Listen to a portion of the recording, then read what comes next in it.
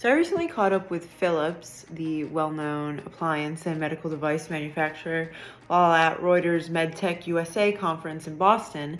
And while I was there, their vice president of product, Nick Wilson, told me that when it comes to Philips remote patient monitoring devices, they're really designed to be with patients throughout their whole healthcare journey. And that often looks like from home to hospital, back to home again. So, for instance, say a lot of patients come into the emergency department saying that they're very dizzy. This is a sign of arrhythmia.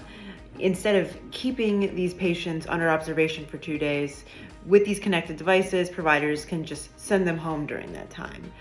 If they end up being admitted, then they can be continuously monitored throughout their hospital stay, even in specialized areas like the catheterization lab, without needing to change equipment. And a lot of this connected data that's staying with the patient throughout their stay might help them be discharged sooner.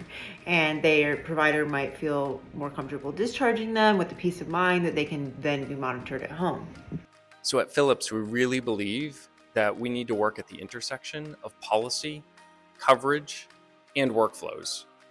By designing for our patients and our clinicians directly, and by helping to implement security from the start, we're able to bring data interoperability and surface the right information at the right time in the patient journey so that our clinicians can treat patients when and where they're at. So let's stick with the cardiology example. When you have all these connected devices collecting data, there's obviously going to be some critical cardiac data that is gathered that can help improve patient outcomes or maybe prevent an adverse event. There is also a lot of potential here to address the workforce crisis in healthcare. As Wilson pointed out to me, he mentioned that there's a growing number of counties that are losing cardiologists, and a lot of people lack access to those specialists. So, especially in regions where those problems are prevalent, this technology can be a great solution to step in and help those providers.